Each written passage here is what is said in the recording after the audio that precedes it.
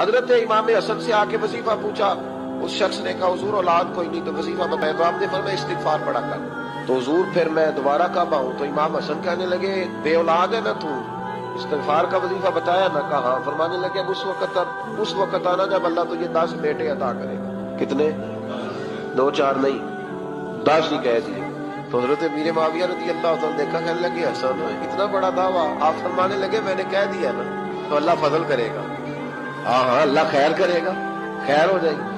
वो शख्स कई सालों के बाद आया तो हजरत अमीर मुआविया को भी साथ लाया। कहने लगा हुजूर अल्लाह के फजल से अल्लाह ने 10 बेटे अता फरमाए, पूरे 10 ही अल्लाह ने दिए। तो हजरत अमीर मुआविया कहने लगे जनाब बात तो आपकी सच्ची हो गई, पर मुझे भी बताइए वजीफा कहां से लिया? फरमाने लगे कुरान पाक से, सूरह नूह की 10, 11, 12 आयत पढ़ो। अल्लाह फरमाते हैं तुम इस्तिगफार पढ़ो, मैं तुम्हारी बेटों से भी मदद करूंगा, मालों से भी मदद करूंगा।